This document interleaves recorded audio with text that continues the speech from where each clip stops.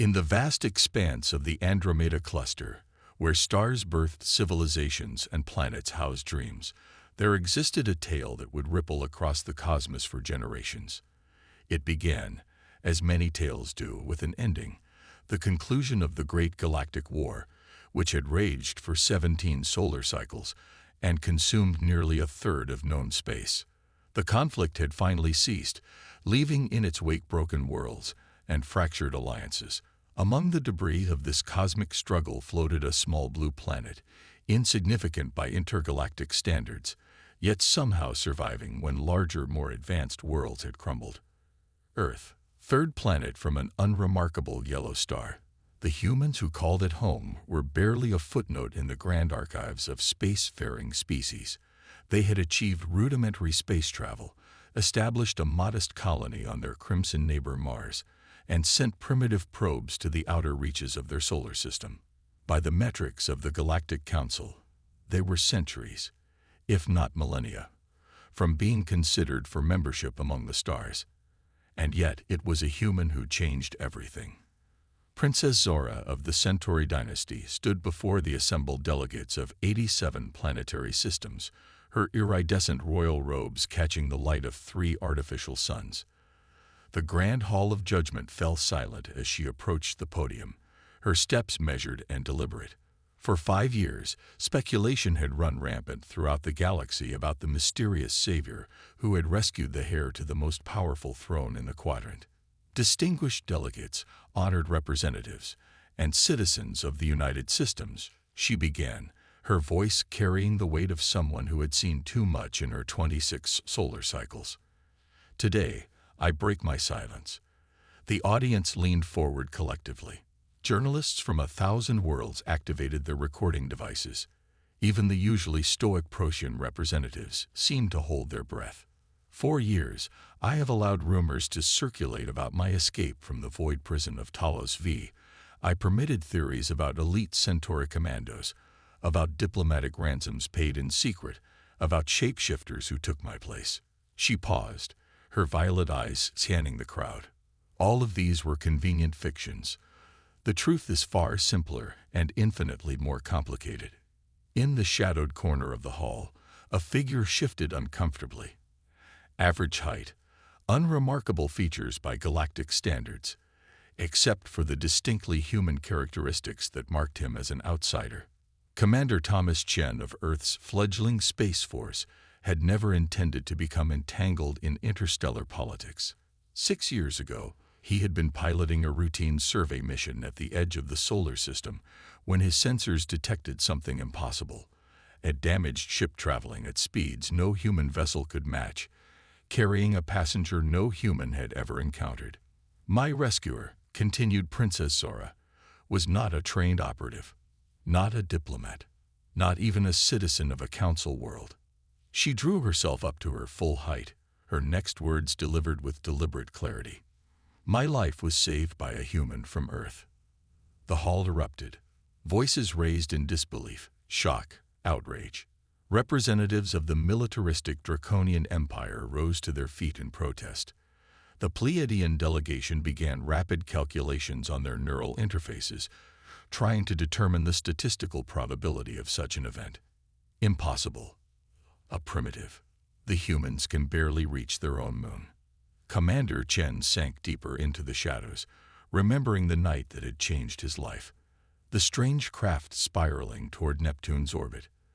The decision to intercept rather than report. The moment he had cut through the twisted metal to find a being with violet eyes staring back at him, injured but alive. A being who, by all the laws of the galaxy, he should never have met. This human, Princess Zora continued when the clamor subsided, found me when I was wounded and vulnerable. The Void Lords had placed a bounty on my head that would purchase a small moon. Yet he sheltered me, protected me, and ultimately helped me return to my people, asking nothing in return. What she didn't say, couldn't say in this public forum, was how those months in hiding had transformed them both. How Thomas had taught her to fish in Earth's oceans, to feel rain on her skin without analyzing its chemical composition, to see beauty in imperfection. how she had shown him star maps of worlds he'd only dreamed of, taught him languages no human throat had ever formed, and explained the complex politics that had placed her in danger. "The human stands among us today," she said, her voice softening almost imperceptibly. Chen froze. This wasn't part of the plan. He was supposed to remain anonymous, a shadow in the background of galactic politics. His government didn't even know he was here.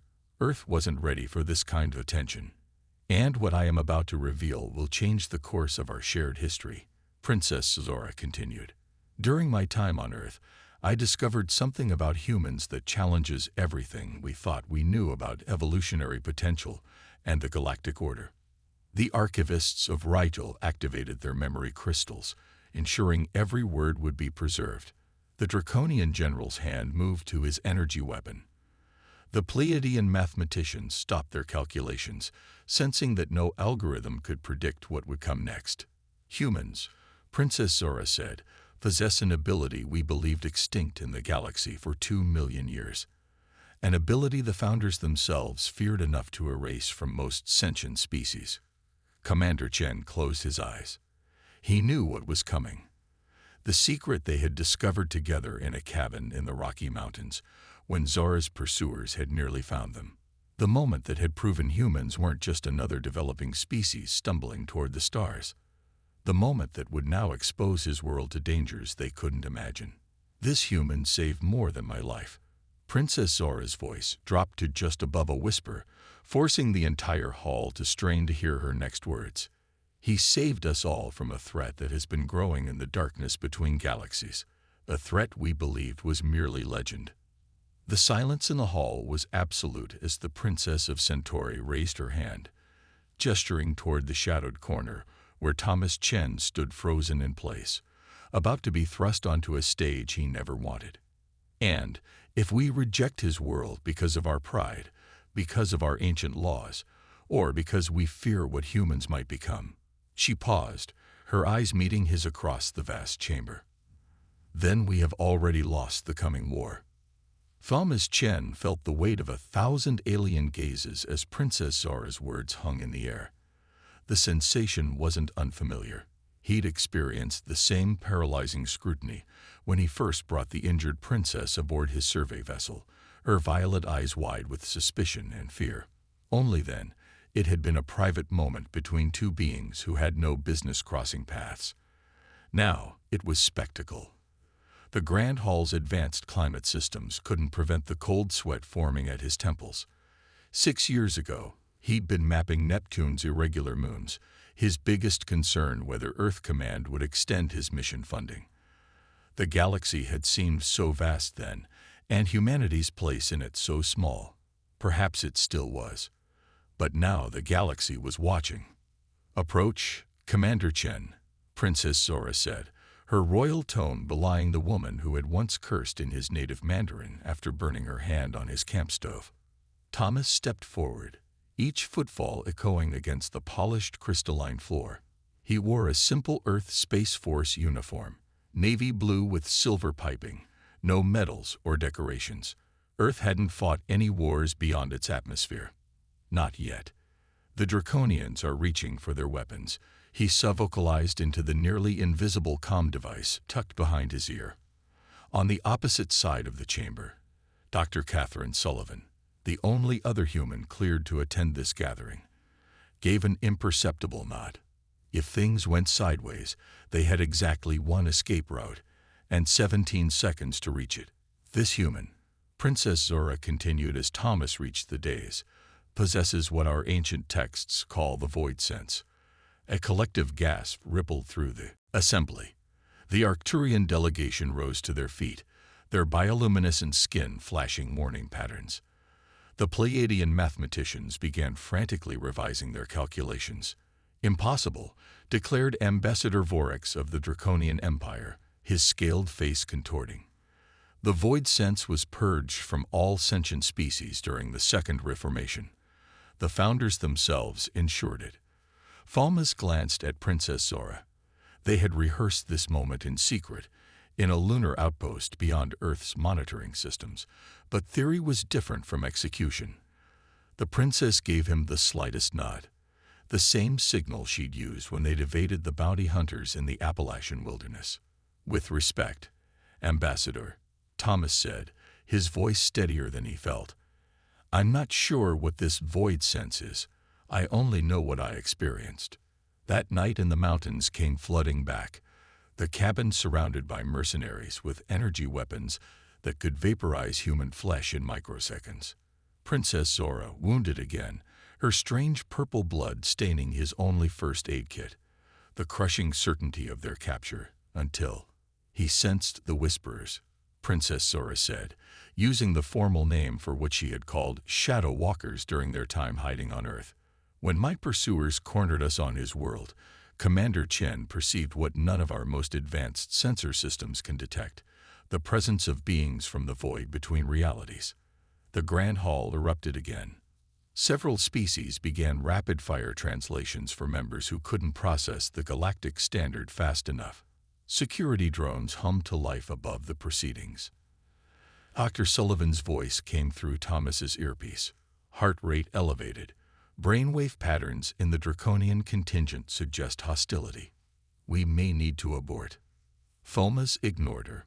He couldn't look away from the holographic display that Princess Zora had activated above the central podium.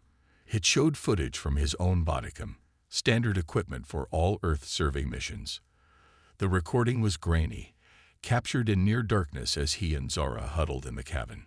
"They're here," his recorded voice whispered. "Not the mercenaries.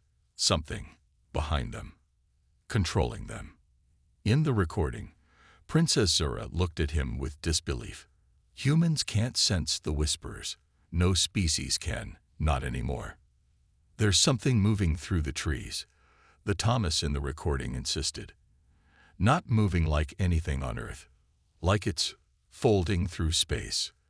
The hologram shifted to thermal imaging, standard enhancements his suit made automatically. Nothing unusual appeared on the scan, but Thomas remembered what he had seen with his naked eyes. Shimmered dark forms that seemed to bend light around them, puppeteering the mercenaries hunting the princess. The cabin was surrounded by 7 bounty hunters, Princess Zora told the assembly. But Commander Chen detected 13 entities. He not only sensed the Whisperers, but She hesitated, knowing the next revelation would cause even greater upheaval. Thomas felt a familiar prickling along his spine, the same sensation he'd experienced that night. Even here, in this secure hall light years from Earth, something was watching. Not from within the chamber, but from somewhere adjacent to reality itself. "They're here now," he said quietly, interrupting the princess. The security drones froze in midair. The lights in the Grand Hall flickered. "Impossible." Ambassador Vorex spat again. "Your mind tricks won't." "Section G17, Thomas said, pointing to an empty corner of the massive hall. "And above the Arcturian delegation, and behind your own delegation, Ambassador." The Highcommand representatives, usually silent observers in galactic politics, suddenly rose as one. Their collective consciousness operated on frequencies supposedly impossible to tamper with. "We sense distortion," they announced in perfect harmonic unison. "The human speaks truth." For nearly 6 years, Thomas had kept the secret of what he could see. After helping Princess Zora return to her people, he'd gone back to his life on Earth, accepting a promotion, continuing his work in the outer solar system. But the visions never stopped. The shadow forms appeared with increasing frequency, in orbit around Jupiter, near the research stations on Europa, and most disturbingly, on Earth itself. When Princess Zora's encrypted message reached him 3 months ago, he'd already documented 47 sightings. The Whisperers were believed to be extinct, Princess Zora continued. Ancient enemies of the Founders, sealed away in the void between galaxies. But they have found a way back through the weakened barriers left by the Great Galactic War. They have been manipulating events, turning our peoples against each other, preparing for their return. Thomas watched the faces of the assembled delegates. Some showed fear, others stubborn disbelief. The Draconians were calculating tactical advantages, The Pleiadians were processing historical implications, and somewhere in the shadows of the Grand Hall, the Whisperers were watching it all unfold. Earth remains unaware of the true scope of galactic society, Princess Zora said. They believe Commander Chen's encounter with me was an isolated incident. Their governments have suppressed the information, believing their world not ready for contact. She turned to face Thomas directly now, abandoning the formal address to the assembly. When she spoke again, it was with the voice he remembered from those months in hiding, the voice of the woman who had taught him to see the stars as a map rather than merely lights. But the Whisperers don't care about our protocols, Thomas. They've already begun their work on your world. They're drawn to the void sense, to you, and to others like you. Thomas felt Dr. Sullivan's alarm through their comlink. This wasn't in the brief. Earth governments had agreed to limited contact, a careful revealing of Commander Chen's role in the princess's rescue. Not this. There are others, he asked, genuinely surprised. 17 identified so far, Princess Zora confirmed. All human. All experiencing what your people have misdiagnosed as hallucinations or mental illness. The youngest is only 6 Earth years old. Beyond the days, the holographic display shifted again, showing a star map with Earth prominently marked. Around it, spreading like a web, were thin lines connecting to various points throughout the galaxy, points where Whisperer activity had been confirmed. The question before this assembly, Princess Zora said, turning back to the delegates, is not whether Earth is ready for galactic society. It is whether galactic society is ready to acknowledge that humanity might be our only defense against what comes next. Falmaz looked out at the assembly, at the beings who held the fate of his planet in their many-formed appendages, and in the shadows between them, he could see them watching. The Whisperers, silent and patient, waiting for the galaxy's judgment. Silence gripped the Grand Hall like a physical force. Thomas could almost feel it pressing against his skin, not unlike the strange pressure he'd experienced when he'd first sensed the Whisperers on that rain-soaked night in the mountains. Dr. Sullivan's rapid breathing echoed in his earpiece, but he forced himself to stand still, shoulders back, eyes forward, the posture his father had taught him when facing uncertainty. The human speaks of phantoms and shadows, Ambassador Vorix finally said, breaking the silence, while Princess Zora spins tales of ancient enemies conveniently impossible to detect. His clawed hand gestured dismissively, except, apparently, by primitives from an unregistered world. The Draconian delegation rumbled in agreement, their ceremonial armor clicking as they shifted. Thomas noticed 3 Whisperer forms hovering directly behind them, more concentrated there than anywhere else in the chamber. I've submitted all sensor data and biological evidence to the Science Consortium, Princess Zora replied, her calm unshakable. 6 years ago, when they'd first met, Thomas had mistaken that calm for coldness. He'd since learned it was the weight of her responsibility, carried since childhood. The evidence supports Commander Chen's observations. The Arcturian elder raised her luminescent limbs. The Science Consortium confirms anomalous data patterns consistent with theoretical models of void disturbances, she announced, her translator converting harmonic vibrations into words. However, we cannot independently verify the human's claims about sentient manipulation. Falmaz felt a familiar tingling at the base of his skull, the sensation that always preceded a Whisperer manifestation. Dr. Sullivan must have noticed his reaction through their biometric link. Your vitals are spiking, she whispered through the comm. What's happening? Before he could respond, the massive doors to the Grand Hall slammed shut. Emergency containment fields shimmered into existence, locking down the chamber. Delegates rose in alarm. Security forces moved to protect high-ranking officials, and the giant holographic displays above the central podium flickered with interference. Security breach in progress, announced the artificial intelligence managing the facility. Unknown energy signature detected. Princess Zora moved closer to Thomas, her hand brushing against his. A momentary contact that felt like an anchor in the chaos erupting around them. They're making their move, she whispered. earlier than we anticipated. The Pleiadian prime calculator stepped forward, his crystalline exoskeleton reflecting the emergency lights. Probability analysis suggests this is merely a demonstration orchestrated by Earth to validate their claims, he stated, his emotionless voice cutting through the growing panic. A rather primitive deception. Thomas's vision began to blur at the edges, the precursor to what he'd started calling the shift.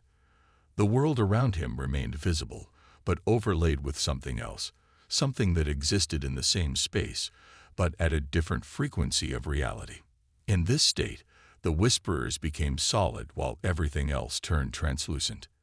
"It's not a demonstration," he said, his voice strained. "They're converging. Dozens of them now."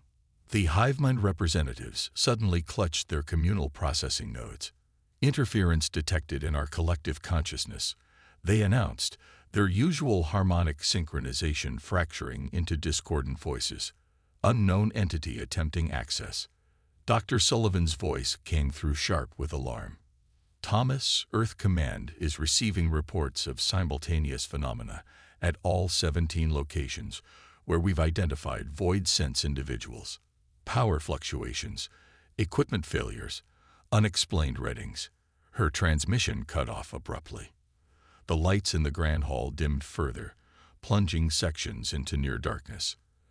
Emergency generators hummed to life, but even they seemed to struggle against whatever was happening. Thomas closed his eyes, focusing on the sensations washing over him. When he'd first experienced this on Earth, he'd thought he was hallucinating from stress and lack of sleep. Princess Zora had been the one to recognize it for what it was, an ability thought purged from the galaxy eons ago. "They're trying to open a gateway," he said, eyes still closed, tracking the movements he could feel rather than see. "Not just here. Everywhere. All 17 points on Earth, plus here. It's a coordinate system." Princess Zora activated her neural interface, the subtle tech embedded at her temples glowing faintly purple against her skin. "Sending emergency protocol Omega-9 to Centauri High Command. All royal vessels directed to Earth space." Ambassador Vorik snarled, his composure finally breaking. "You would deploy your fleet to an unregistered world without council authorization. This confirms our suspicions of Centauri overreach." "This isn't about politics anymore," Princess Zora shot back, real anger breaking through her diplomatic facade. "While you posture, the Whisperers are creating a convergence network. If they succeed, the barriers between void and normal space will collapse." The grand holographic display above the podium suddenly shattered into fragments of light before reforming into something else entirely, a three-dimensional map showing 18 points of light connected by pulsing lines. Earth featured prominently, as did the space station they currently occupied. "Those are the convergence points," Thomas said, recognition dawning. "They're creating a lattice structure." The Arcturian elder moved closer, her bioluminescence brightening in what Thomas had learned was an indication of intense focus. "This pattern, it resembles the theoretical construct our ancient texts call the Founder's Lock." A ripple of recognition passed through the elder species representatives. Even the Draconian delegation fell silent. "The what?" Thomas asked, looking between Princess Zora and the elder. "A mechanism created by the Founders to seal the Whisperers away," Princess Zora explained quickly. "But instead of reinforcing it, they're reversing it, using it to break through." The Grand Hall's AI spoke again, its voice distorted. "Multiple unauthorized access attempts detected. Security protocols failing. Containment breach imminent." Thomas felt the tingling sensation intensify until it was nearly painful, spreading from the base of his skull down his spine. Around him, the air seemed to thicken and distort, like heat waves rising from hot pavement, but more substantial, more deliberate. "They're here," he said, his voice barely above a whisper. In the center of the Grand Hall, directly above the Galactic Council's ancient emblem embedded in the floor, the air began to fold in on itself. Not tearing, not breaking, but bending in ways that made the eyes hurt to witness. Several delegates turned away, unable to process the visual distortion. What we do in the next few minutes determines the fate of not just Earth, but every world represented here, Princess Zora announced, her royal authority cutting through the growing fear. Commander Chen has shown us the threat. Now we must decide if we stand together against it. Thomas stepped forward, toward the distortion growing in the center of the hall. Every instinct told him to run, but he'd made his choice 6 years ago, when he decided to help an injured alien princess rather than report her presence to his superiors. Some decisions, once made, set an irrevocable course. I can see them clearly now, he said, his voice steadier than he felt. They're pushing through, but they're having trouble maintaining form in our reality. Something's resisting them. The Whisperer forms were more substantial now, visible even to those without the void sense. Shadow-like tendrils reached through the folded space, probing, testing the boundaries between realities. Where they touched, matter seemed to temporarily lose cohesion. Floor tiles briefly liquefied. Air condensed into droplets that hung suspended before evaporating. The other 17, Thomas said suddenly, understanding dawning. The other humans with the void sense. They're connected to this somehow. They're the key. Princess Zora grabbed his arm, her fingers digging in with surprising strength. Thomas, daunt. But he was already reaching out toward the distortion, his mind filled with images of the other void sense humans on Earth. People he'd never met but felt connected to. From the 6-year-old child to an elderly woman in a nursing home who'd been seeing shadow people for decades. All of them linked in this moment, all of them facing the same choice he now faced. As his hand approached the boundary between realities, the Whisperer forms recoiled, not in fear, but in what Thomas somehow knew was anticipation. They had been waiting for this, for him, for a human to make this choice. Behind him, the grand hall erupted in shouts of warning and protest. Dr. Sullivan was screaming something through the comlink. Princess Zora called his name. But ahead of him, in the distorted space between worlds, Thomas saw what no one else could see, the true face of the threat and the terrible choice that awaited him. Thomas's fingers brushed against the distortion, and everything stopped. The shouting, the alarms, even the Whisperers themselves seemed to freeze in place, not disappearing, but suspended like insects trapped in amber. The only movement came from Princess Zora, who stood beside him, her violet eyes wide with shock. "That's not possible," she whispered. In the center of the distortion, where moments ago chaotic tendrils had reached toward him, a perfect sphere of darkness now hung suspended. Within it, stars glimmered, not reflections of the hall's lighting, but actual stars, as though the sphere contained a window to deep space. "What did you do?" Princess Zora asked, her voice barely audible. "I didn't." Thomas began, but the truth struck him before he could finish the denial. He had done something, though he hadn't meant to. Somehow, his touch had transformed the Whisperer's gateway into something else entirely. A single point of light grew brighter within the sphere, expanding until it took a vaguely humanoid shape. Not a Whisperer, something else, something older. "Founders," Princess Zora breathed, instantly dropping to one knee in recognition. The gesture shocked Thomas. In all their time together, through firefights and hiding and desperate escapes, he had never seen her kneel to anyone. The light being did not speak in words, yet Thomas understood it perfectly. So did everyone else in the chamber, based on their expressions of awe and fear. The void sense was not removed from the galaxy's species as punishment. It was hidden within a single world's population as protection. As safeguard, the Arcturian elder trembled visibly, hidden by the founders themselves, inhumans. The Whisperers cannot be destroyed, only contained. The lock requires a key to remain sealed, a living key with both choice and perception. Understanding crashed over Thomas like a physical wave. That's why they targeted Princess Zora. Not for political leverage or ransom. They orchestrated her capture, her escape, all of it, to find me. The light being pulsed in confirmation. They sought the key. They found it.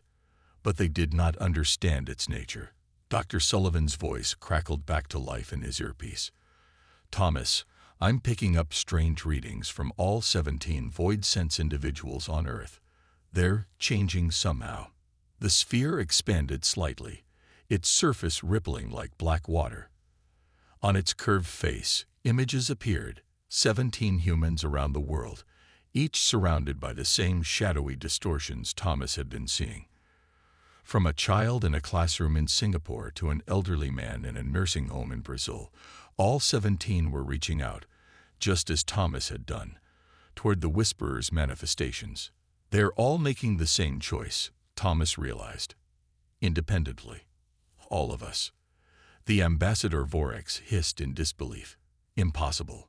No species acts with such unanimity without hive consciousness or central control. But Princess Zora was beginning to understand. That's exactly what the Founders saw in humans that we missed. The capacity for similar moral choices without compulsion. Free will that trends toward protection, rather than exploitation when faced with existential threats.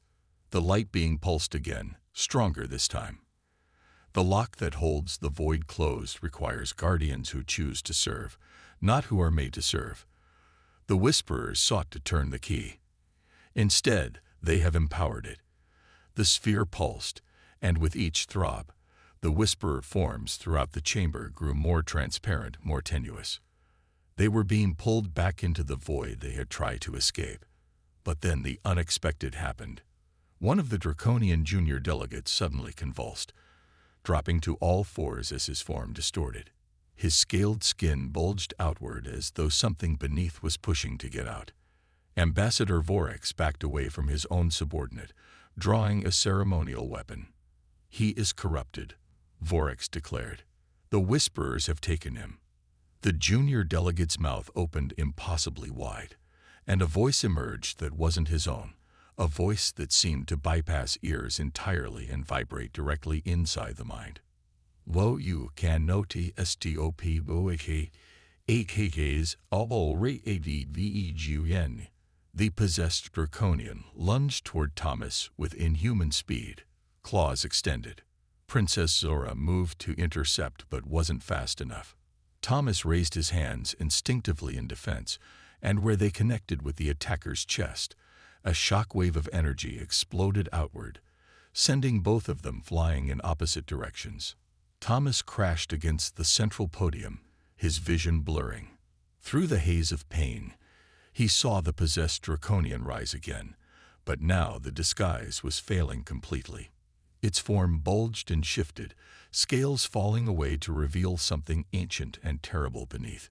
Not shadow, not void, but something else entirely. The Whisperers were never the real threat. Princess Zora realized, horror dawning on her face. They were running from something worse, something that has been infiltrating our worlds for centuries. The Founder light flared in urgent warning. The enemy comes. The lock must be reforged. The 17 must stand together. The thing that had been a Draconian diplomat laughed, a sound like grinding metal that set teeth on edge. Its form continued to change, growing larger, darker, taking on aspects that hurt to look at directly. Around the chamber, other delegates began to transform as well. One Pleiadian, 2 hive mind representatives, an Arcturian junior member. The enemy had been among them all along. Thomas pushed himself to his feet, blood trickling from a cut above his eye. The connection he'd felt to the other 17 humans, with the void sense, was stronger now, almost tangible. He could feel them responding to the same threat, facing the same revelation across Earth. Who are you? He demanded of the transforming beings. The largest one, the former Draconian, smiled with too many teeth in too wide a mouth. We are what comes after the end, it said, and we have been waiting for you to open the door for a very, very long time. The grand hall descended into chaos as more delegates revealed their true forms. What had once been the Draconian junior officer now towered 12 feet tall, its body a shifting mass of angles that shouldn't exist in 3-dimensional space. Similar transformations rippled through the chamber as the infiltrators shed their disguises. "The lock!" Princess Zora shouted over the pandemonium, grabbing Thomas's arm. "We need to complete the lock." The sphere of darkness still hung in the center of the hall, now pulsing urgently. Within it, the founder light flickered, growing dimmer as the enemy entities grew stronger. Thomas could feel his connection to the 17 other humans wavering, like a signal being jammed. "They're trying to sever our connection," he realized. "The other void sense humans. I can barely feel them now." Dr. Sullivan's voice crackled through his earpiece, breaking up badly. "Thomas, losing contact with subjects, interference everywhere. Earth Command reports. Attacks on all locations." The enemy that had been a draconian laughed again, the sound physically painful. "Your founders chose poorly. Humans are too weak, too divided to stand against us. We have waited millennia for this moment. For your kind to develop just enough to access the void sense, but not enough to truly wield it." Thomas looked around desperately. Security forces were engaging the transformed beings, but their weapons seemed to pass harmlessly through the enemy's shifting forms. The hive mind representatives who hadn't been corrupted were linking consciousness, creating a psychic barrier around a section of the chamber. The Arcturian elder stood with arms raised, ancient words of power flowing from her luminescent form. But it wasn't enough. The enemy was winning. Princess Zora suddenly pulled Thomas close, her violet eyes inches from his. "Remember the cabin," she said urgently. "Remember what you did when you first sensed them. Not what you saw, what you felt." Thomas's mind raced back to that night in the mountains, the rain hammering on the roof, the mercenaries closing in, the strange shadows moving between the trees. He had seen the whispers, yes, but before that, he had felt something else, a certainty, a knowing that transcended his 5 senses. "I felt," he struggled to find the words, "connected to everything. Like for a moment, I could feel where all things belonged in relation to each other." Princess Zora nodded. "The void sense isn't just about seeing what's hidden. It's about understanding the proper order of reality. The lock isn't a prison, it's a correction."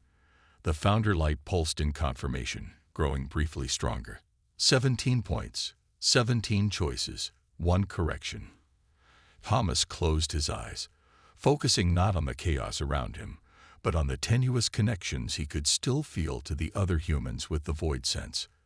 A young woman in Australia, a middle-aged teacher in Russia, a teenager in Mexico, 14 others scattered across Earth, all feeling what he felt, all seeing what he saw. "We need to choose together," he said, understanding dawning, "not just to see the wrongness, but to correct it." He reached out again, not physically this time, but through the void sense itself. In his mind, he pictured the 17 points on Earth, plus himself, forming a complex geometric pattern, the same pattern that had appeared on the holographic display earlier. The Founder's Lock. "They're not just coordinates," he realized. "We're not just keys. We're anchors for reality itself." The largest enemy entity shrieked, a sound like tearing metal, and lunged toward Thomas and Princess Zora. The princess stepped in front, a small energy weapon appearing in her hand. But Thomas knew it wouldn't be enough. Then suddenly, he felt it. 17 minds connecting to his. 17 humans, none of whom had ever met, all making the same choice in the same moment. On Earth, in 17 different locations, they were each reaching out, not toward the Whisperers as he had first thought, but toward the proper order of things. Power surged through Thomas, not offensive but corrective. The enemy entity froze mid-lunge, its form beginning to shimmer and destabilize. "No!" it screamed. "We aavvoite too long." Thomas raised his hand, and the sphere of darkness in the center of the chamber expanded rapidly, engulfing the transformed entities one by one. They fought against it, their forms stretching and distorting as they tried to maintain their presence in this reality. But the pull was inexorable. "You don't belong here." Thomas said simply. "This isn't your place." The founder light grew brighter, expanding until it filled the sphere. For a moment, Thomas could see the true form of the founders, not beings of light as they appeared, but something both simpler and more complex. They were patterns, living mathematics, the embodiment of cosmic order. With a sound like air rushing to fill a vacuum, the last of the enemy entities was pulled into the sphere. The founder light pulsed one final time, and the sphere began to contract. The lock is reforged. Balance is restored. But a price remains to be paid. Thomas felt something pulling at him, not his body, but something deeper, his connection to the void sense itself. The 17 others felt it too. He could sense their alarm. "What's happening?" Princess Zora demanded, seeing his expression. "The lock needs a guardian," Thomas realized. "Not just to close it, to maintain it." The founder light dimmed slightly, regretfully. One must remain between. The circle must be completed. Thomas understood with perfect clarity. Someone with the void sense needed to go with the sphere as it returned to its place between realities, to stand guard, to maintain the lock from within. He stepped forward, ready to volunteer, when a new voice spoke from behind him. "I've been waiting for this moment my entire life." Thomas turned to see Dr. Catherine Sullivan walking toward them, her eyes glowing with the same perception he possessed. The calm link in his ear was silent. She was no longer on the other side of it. "You're one of the 17, he said in shock. "But how?" 18, she corrected with a sad smile. "There were always 18 of us, Thomas. You were so focused on saving others, you never realized what my role was." The sphere pulsed, growing smaller by the second. Time was running out. "Catherine." "No." Thomas began, but she placed a finger on his lips, silencing him. "Earth will need you to explain what happened here today," she said. "And the princess will need you for what comes next." She glanced at Princess Zora. "The Whisperers were just the beginning. The enemy will try again. Different form, different approach. When they do, we'll be ready," Princess Zora promised. Dr. Sullivan smiled and stepped toward the contracting sphere. Before Thomas could stop her, she placed her hand against its surface and was pulled inside. For just a moment, he saw her standing within, surrounded by stars, her expression peaceful. Then the sphere collapsed to a pinpoint of light and vanished entirely. In the sudden silence of the grand hall, the delegates who remained looked around in confusion and awe. The danger had passed. Reality had been rebalanced. But at what cost? Princess Zora's hand found Thomas's, her fingers intertwining with his. "It's not over," she said quietly. "This was just the first battle." Thomas nodded, still staring at the empty space where the sphere had been, where his colleague and friend had chosen to go. "I know." The Arcturian elder approached them, her luminescence dimmed with exhaustion. "The Galactic Council will need to reconvene immediately. Earth can no longer remain isolated. Not after this." "No," Thomas agreed. "Not after this." As delegates began to recover and security teams secured the chamber, Thomas felt a strange sensation. Not the tingling of the void sense, but something new. A warmth spreading from where Princess Zora's hand held his, up his arm, into his chest. He looked at her, a question in his eyes. "There's something else I never told you," she said softly. "Something about why I really came to find you after all these years." Behind them, on the giant holographic display that had somehow survived the chaos, a new image appeared. A star map showing Earth and Centauri Prime, with a strange energy pattern flowing between them. A pattern that pulsed in perfect synchronization with Thomas's heartbeat. 3 weeks later, Thomas stood at the window of his temporary quarters on Centauri Prime, watching twin moons rise over an alien horizon. The diplomatic fallout from the events in the Grand Hall had been intense. Emergency sessions, security protocols, endless debriefings. Earth governments were still reeling from first contact becoming full diplomatic recognition virtually overnight.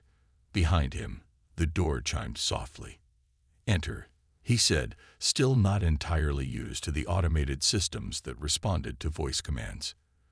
Princess Zora stepped in, wearing simple attire by royal standards, a flowing blue tunic over fitted trousers, practical boots. She dressed this way during their time hiding on Earth, adapting to human fashion with surprising ease. Now, Thomas realized, it had become her preference. "The Council has reached a decision," she said without preamble. "Earth will be granted provisional membership in the Galactic Alliance, effective immediately. Full voting rights within 5 standard cycles." Thomas nodded. It was the best outcome they could have hoped for. And the 17. The others with the void sense. Protected status. No experimentation, no exploitation. They'll be trained by Arcturian mentors to understand their abilities. She paused. Some are taking it better than others. The 6-year-old seems to think it's all a great adventure. Thomas smiled despite himself. Kids are resilient. His smile faded as he thought of Catherine Sullivan. Any word from where she went? Zara shook her head. The lock exists partially outside normal space-time. Communication may not be possible, but the Founder's messages suggest she's fulfilling her purpose. They stood in comfortable silence for a moment, watching the moons climb higher in the alien sky. Thomas had dreamed of other worlds his entire life, had devoted his career to exploring the edges of human knowledge. Now he stood on a planet circling another star, involved in decisions that would shape humanity's place among a complex galactic society. "You still haven't told me," he said finally, "what you started to say in the Grand Hall, about why you really came to find me after all these years." Zara turned to face him fully, her violet eyes serious. "Centauri physiologists discovered something when I returned from Earth, something unprecedented." She placed a hand on her chest, just above her heart. "During my time on your world, while I was healing from my injuries, my body underwent changes at the cellular level. Your planet's unique radiation signature, your gravity, perhaps even the microorganisms in your environment, they altered me." Thomas frowned. "Altered you how?" "Humans and Centauri appear similar, but our internal biology is vastly different. Our species should be completely incompatible on a genetic level." She took a step closer. "Yet somehow, I've developed what our scientists can only describe as a quantum entanglement with a human life form. A connection that transcends normal biological constraints." Understanding dawned slowly. "The pattern on the display. Between Earth and Centauri Prime. It's us, Thomas. You and me. Something happened during those months we spent together. Something that's never been documented between different species from different worlds." Her voice softened. "The Founders didn't just choose humans for your independent yet collective thinking. They chose Earth because your world exists at a unique frequency in the universal spectrum, a frequency that allows connections that should be impossible." Thomas's mind reeled with implications. "Does this mean?" "It means," Zora said, taking his hand, "that when I told the Grand Hall I discovered something about humans that challenges everything we thought we knew about evolutionary potential, I wasn't just talking about the void sense. I was talking about your capacity to connect, to bridge gaps that should be unbridgeable." Outside, the twin moons aligned perfectly, casting double shadows across the room. The display screen on the wall activated automatically, showing live feeds from Earth, news broadcasts covering humanity's first steps onto the galactic stage. Reporters speculated about alien technology, diplomatic relations, and what it would mean for everyday life on the third planet from an unremarkable yellow star. None of them knew about Catherine Sullivan's sacrifice. None of them understood what had really happened in the Grand Hall. That information remained classified at the highest levels, a secret known only to 18 humans with the void sense, 17 now, and a handful of alien allies. "There will be more threats," Thomas said quietly. "The enemy will find other ways to try again." "Yes," Zara agreed. "But next time, Earth won't stand alone. And neither will you." She hesitated, then reached into a pocket and pulled out a small crystalline object that glowed faintly with inner light. The Arcturian elder asked me to give you this. It contains the complete historical records of the first encounter with the enemy, thousands of years ago. Knowledge that was hidden, even from most of the council. Falmus took the crystal carefully. Why give this to me? Because the elder believes what I believe, Zura said. That humanity's role in the galaxy is just beginning. That the 17 remaining void-sense humans are not the end of Earth's story among the stars, but merely the first chapter. Falmus looked back out at the alien sky, thinking of Catherine, of the other 16 humans learning to use abilities they never knew they had, of all the people back on Earth going about their daily lives unaware of how close they had come to cosmic horror. Every human who had ever looked up at the night sky and wondered if they were alone now had their answer. And that answer came with both promise and responsibility. So, Thomas said, turning back to Zara with the ghost of a smile, "What's the next chapter?" Zara's answering smile held the same mix of determination and hope he'd first seen in a damaged alien ship 6 years ago. "We write it together." Beyond the window, a shooting star streaked across the twin moons, a single point of light bridging worlds that should have been forever separate, yet somehow found their way to each other across the endless dark.